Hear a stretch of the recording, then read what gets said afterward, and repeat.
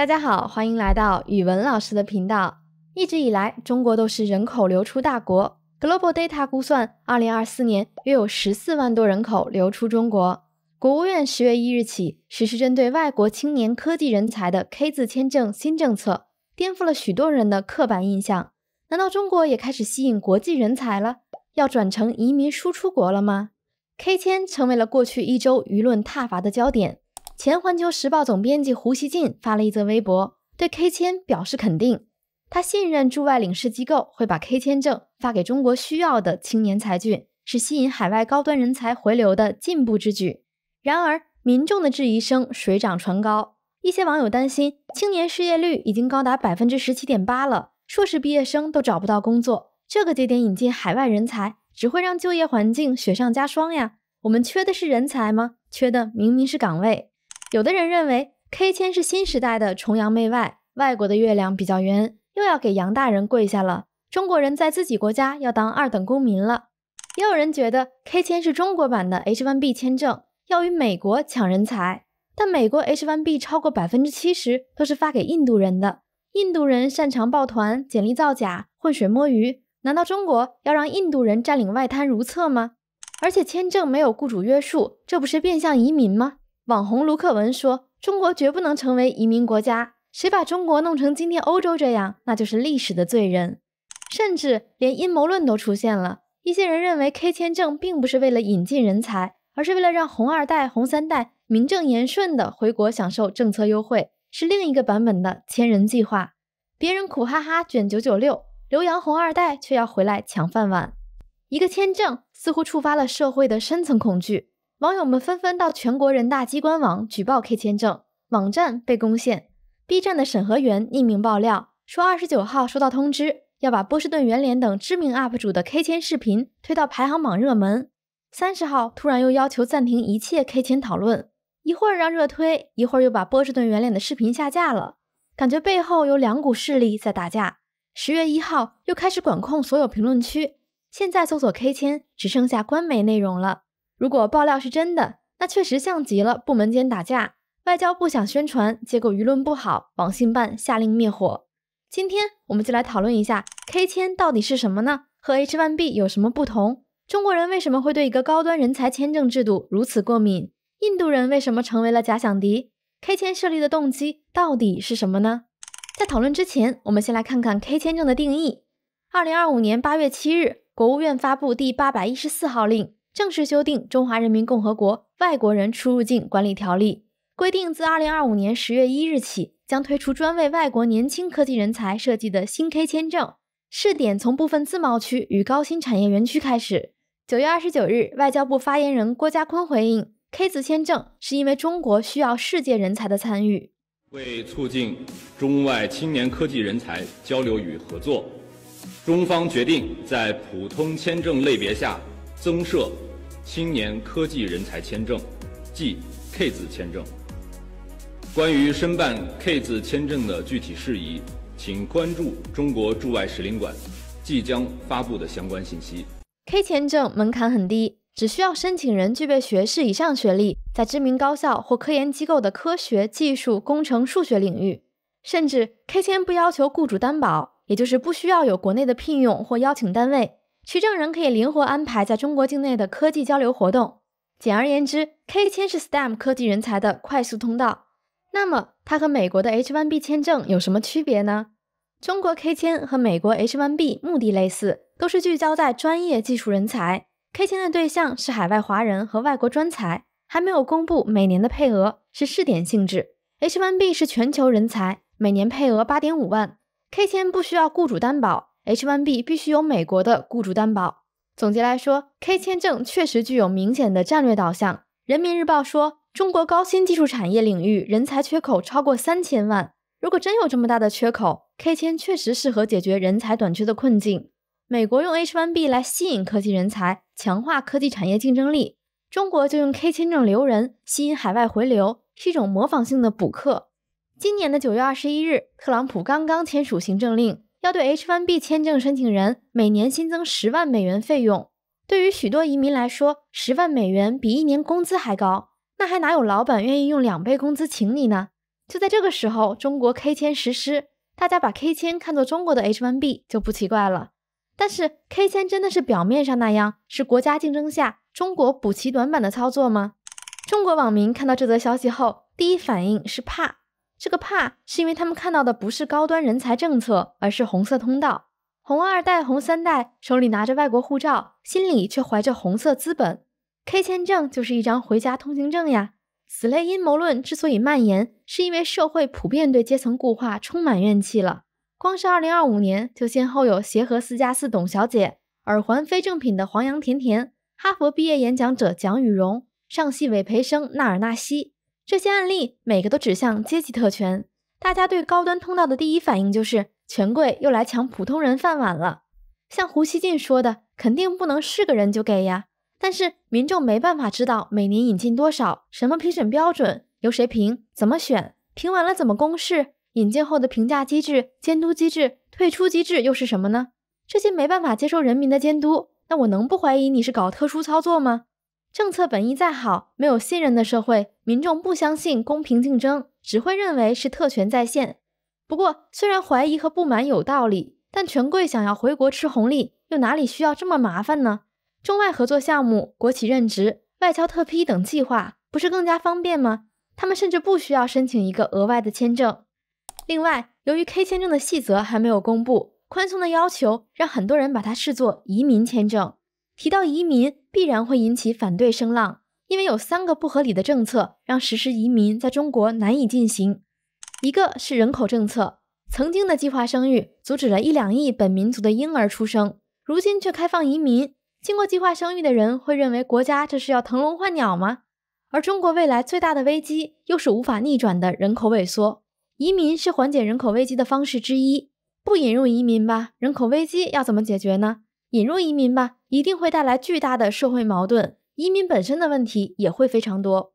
第二个是户籍政策，在北京工作几十年的打工人也拿不到北京户口，但一个手持 K 签证的外国人才，要是一下子拿到了户口，享受着北京的福利，民众要怎么接受呢？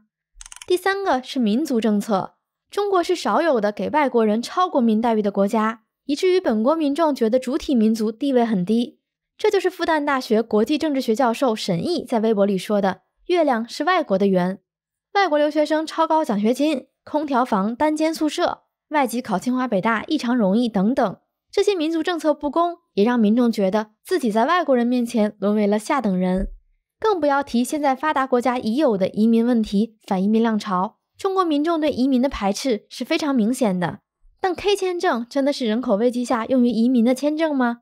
很明显不是。如果 K 签证是移民签证，那在设立之初就应该明确相关的条款，政策语境也不会是科技竞争、人才流动这种议题，而应该是社会福利、户籍制度等变革才对。在这场 K 签证的争论里，出现了一个奇怪的说法，印度人要来抢饭碗了。它的源头来自印度媒体， K 签先后登上了印度时报、明特报，甚至新德里电视台等主流媒体。 The Chinese have introduced a new visa category, the K visa.What's a K visa? You could call it China's H1B. It is aimed at attracting young and talented professionals, especially in the field of STEM. They can be entrepreneurs. They can also take part in scientific exchanges. So Beijing's pitch is clear, skip the drama, pack your bags, and we'll give you ample opportunities. 他们的解读是，中国正在为印度科技人才打开新的窗口，未来印度科技企业可以考虑向中国派遣部分员工了。也就是说，印度媒体把 K 签证当作市场新机会，但中国网民把它视作外来入侵。从数据上看，10个 H1B 中7个都是印度人。印度人也的确是对全球工作类签证敏感度最高、最善于利用政策红利的群体之一。比如加拿大，每100万留学签证40%发给印度人，留学再转工签，再换永居，最快5年就能完成拿身份。今天的加拿大，印度裔人口突破了212万，占总人口的 5.2%。他们也有强大的同乡文化，一个公司有一个印度员工，不久后就会长出许许多多印度员工。像波音公司，印度员工从1000多人膨胀到2万人。担心印度人涌入也有一定的根据，但是前一段时间小红书中美大对仗时，流行的论调是中国福利更好，购买力更强，物价更亲民。很多人认为在中国生活太幸福了。那今天中国推出 K 签，释放开放信号时，舆论却集体转向，默认只有印度人、东南亚人和非洲人愿意申请，这就十分矛盾了。如果你相信大队长的结论，生活质量高，制度优越，又怎么会一谈开放，只能想到印度人要来了，却不觉得美国、欧洲、日本的高精尖人才会来呢？这就是典型的双重思维。当谈国家竞争时，比谁都自信；当谈个人利益时，又比谁都恐惧。其实，印度科技人才大规模涌入的可能性很低。首先，印度高端人才不缺出路，美国、加拿大、澳洲肯定是首选，英语优势，地广人稀。其次，还有德国、荷兰，社会关怀更多，人权保障更好。再不济，也有阿联酋、新加坡和日本。中国无论是语言环境、社会氛围、政治风险，都毫无优势啊。中文难学，没有言论自由，政策朝令夕改，人民又高度排外。其次，中国的科技业薪酬体系也难以和硅谷比啊。AI 工程师在硅谷的薪水轻松20万美金吧，中国一线城市对应的职位差不多50万人民币，差距还是很悬殊的。所以说，印度科技人才是有可能到中国工作的，但肯定不会产生民众担心的大规模涌入的趋势。他们选择多， K 签也没有那么大的吸引力。到了中国，没有言论自由、行动自由、外汇自由，连上外网都需要梯子，尖端人才不会去，中低端的也不会想去跟大学生抢饭碗的。最后，我们聊聊 K 签设立的动机。我们上面已经分析过了，它的目的不是为了给红二代、红三代铺路，也不是人口危机下的移民签证，更大的可能是把华裔都吸引回来。看看 AI 领域比较前沿的论文，比如 OpenAI、英伟达的论文，就会发现中国人的名字比例很高。那把这些人才吸引回中国的重要性就不用多说了吧。在 K 签证出台前不久，人民日报海外版就发表了一篇文章，叫《中国对全球科研人才释放磁吸力》。开篇写道，2010年到2021年，近 1.25 万名华裔科学家从美国流向中国，其中超过半数在2017年至2021年间离开美国。美国全球人工智能人才追踪报告 2.0 的数据显示，美国前 20% 的 AI 机构中，华人研究员的比例从2019年的 27% 涨到2022年的 38%， 反超美国本土研究员的 37%。硅谷流传的说法是，如果一家 AI 公司没有1/3的华裔，且印度人过多，那肯定是骗子公司呀。马斯克的 XAI 公司12人的创始团队中，华裔就有5位。所以，抢华裔 AI、芯片等领域的高级人才，才是 K 签证最大的设立动机。许多人会问，中国人才还不够饱和吗？毕竟中国 STEM 毕业生都成了世界之最了。自2018年以来，中国在人工智能领域就增设了2300多个本科专业。中国在研发方面的投资占 GDP 总额也几乎追上了美国。2020年，中国培养的 STEM 毕业生数量是美国的4倍多。听起来，这意味着中国拥有全球最庞大的科技人才库。但问题是 ，STEM 专业毕业生多，不等于 STEM 人才多。真正的 STEM 人才，不只是能考高分、会写代码，还得是能创新和突破的人。中国之所以在人才密度上落后美国，根本原因就是政府参与扼杀了创造性破坏。创新本质是一种试错与颠覆的过程，但中国的政策环境倾向于计划与服从，不允许不确定和破坏性的东西存在，那还怎么创新呢？当下中国政策风向明确支持 AI， 加上年轻人创业热情高涨，确实出现了很多人工智能初创公司。但人工智能的竞争力并不仅仅取决于多少人会写代码，而是取决于 STEM 教育体系、投资者的思维、企业家和公司的处理方式。在中国的制度环境中，工程师往往被迫去实现一些急功近利的需求，领导拍脑袋的需求，甚至是抄袭的需求，还可能是政治审查后阉割的四不像需求。他们最终更擅长改良别人的成果，而不是提出自己的创意。在只奖励服从、不奖励质疑的体系下， STEM 教育再怎么扩张，也难以孕育出顶尖人才。中国虽然有如此多的 STEM 毕业生，却出现不了领路人。反而在美国的创新环境中，许多华裔人才脱颖而出，他们在自由市场里被激发、被挑战，也被世界看见。这也就是中国推出 K 签证的背景，希望用高端人才签证，把散落在世界各地的华裔 STEM 人才重新吸引回来，解决卡脖子的状况。但真正的问题是，当这些人才回到一个扼杀创新的环境时，他们的能力能发挥多长时间呢？短期内，他们也许会为中国的人工智能带来提升，但是在制度的天花板之下，没有创新的自由，也终将耗尽创新的动能。总而言之，对于国家政策制定者，设立 K 签很合理，总会有一定的竞争力提升。对于广大牛马 ，K 签其实影响不会很大，真想回中国的顶尖人才必然数量有限，顶多给海外华人回国提供了一个便捷渠道。这则新闻放在疫情前根本不会引发大量关注，但在今天却能让粉红集体破防。可以想见，国内的民众对阶级固化、对政策的反复、对严峻的就业环境早已忍耐到了极点。